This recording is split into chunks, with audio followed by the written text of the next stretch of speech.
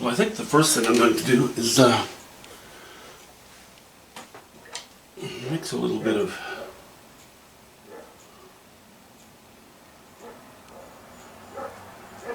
ultramarine blue and raw umber.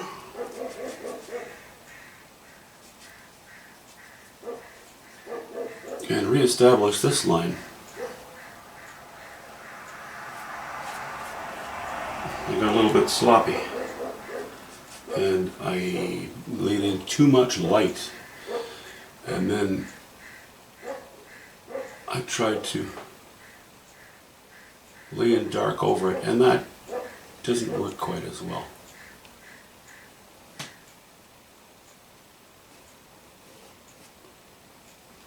And now at least it has had some time overnight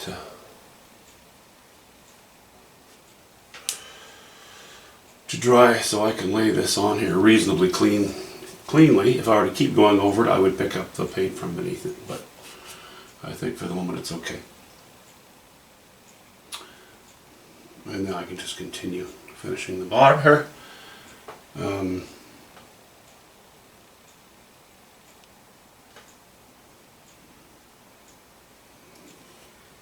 Do I want more lines?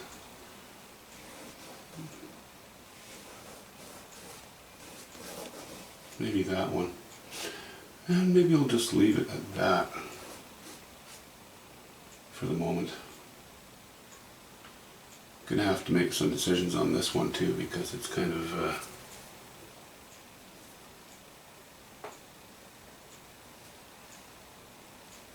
it just has an odd look to it, is what it comes down to. Really, this area, you know, it's this one finger coming down. It just looks too much like a finger. And I need to organize this a little bit up here too. It looks a bit smeared around, you know, not very direct. I'll have to give that some thought.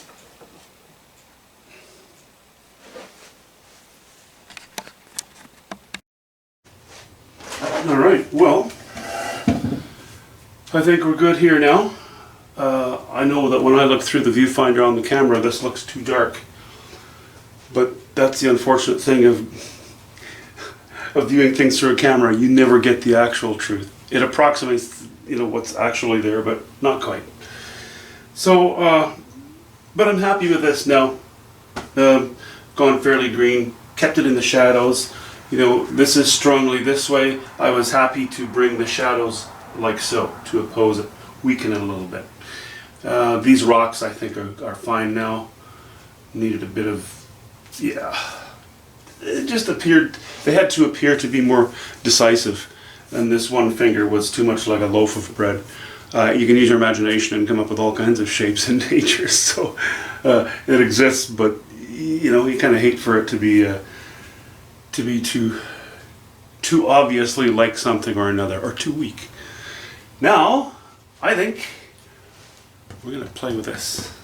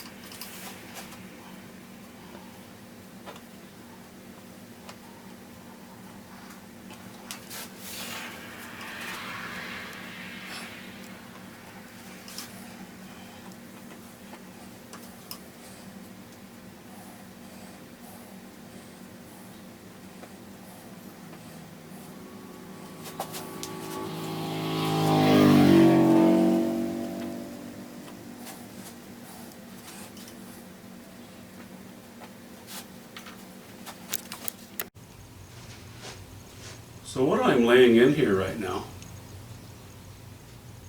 is cobalt blue and burnt sienna.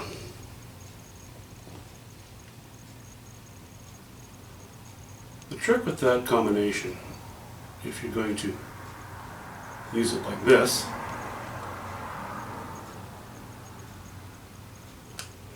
is don't overmix it. If you overmix it, you can end up easily with, well, it just looks a little dirty, I guess would be the way I would describe it. A little bit muddy.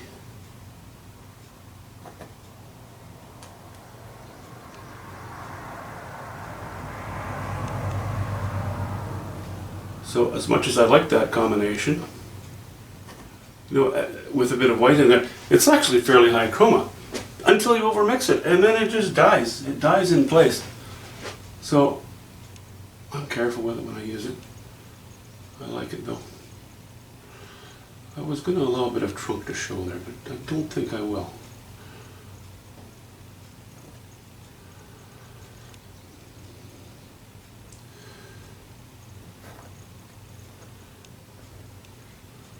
So I'm putting in the most prominent of the boughs, of the branches of this tree, and then I'll go in and decide where the dark is, where the light is, and then fill in the little spots, and then paint the trunk in there.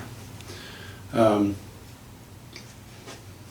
just done the easy part in front of the camera because I sort of had a plan made up already, and now I'm going to continue, but I'm just going to play in the smaller areas, and then we'll show you when we get close to the end of it, or to the end of it.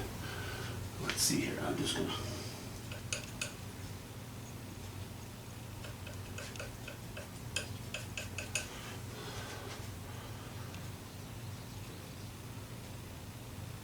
I'm just going to put a bit in there. See, I've overmixed that, and that was intentional because I wanted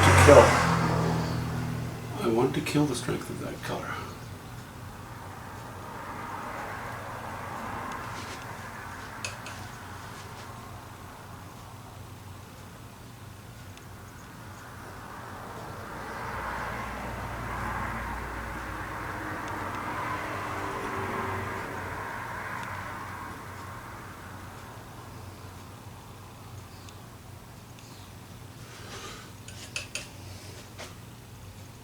You know what I'm doing now, that's never going to stand out, which is good. You don't want it standing out,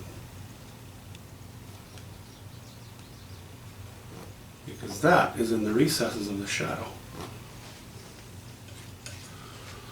The deep, scary places.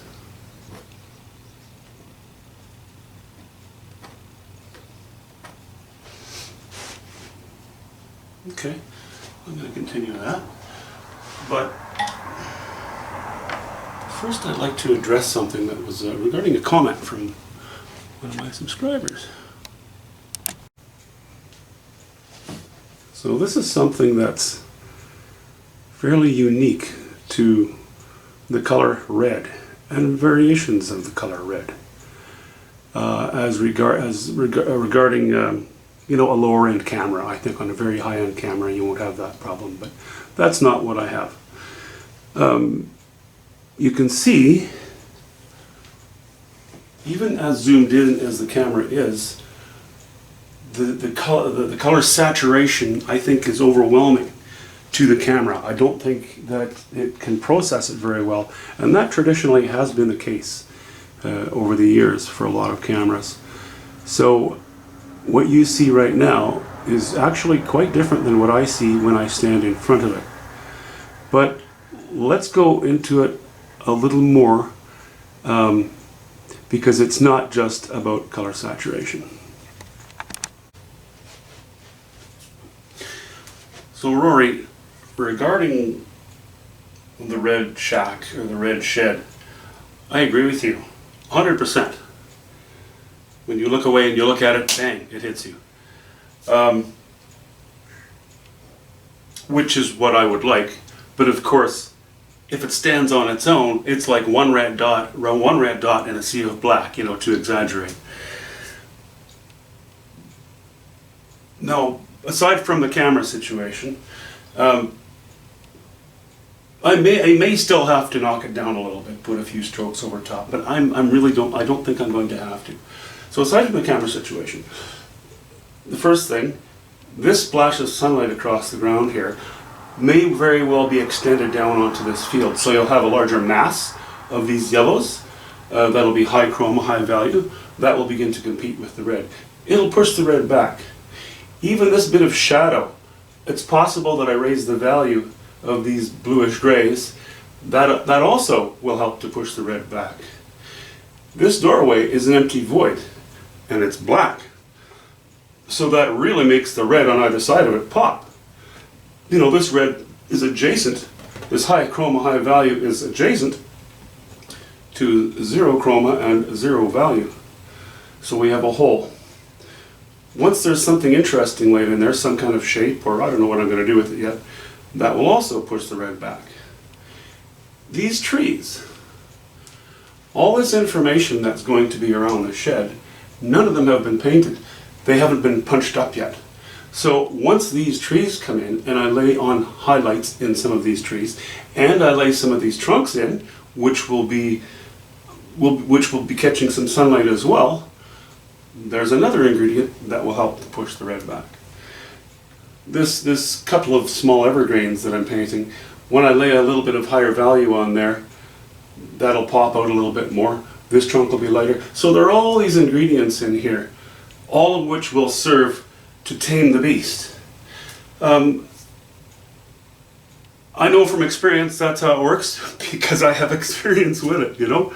So I agree with you, and you did acknowledge that the painting's not finished, but that's the very reason I choose to leave those decisions till the very end, because I know how things generally work, and for me, I'm just going to leave it. And I think you might find that once the rest of the painting is in, regardless of the camera inaccuracies, that it begins to settle in and find a home where it sits. Great comment. Thank you very much. Actually, I think that's it for today. We'll talk to you later. Thanks for watching.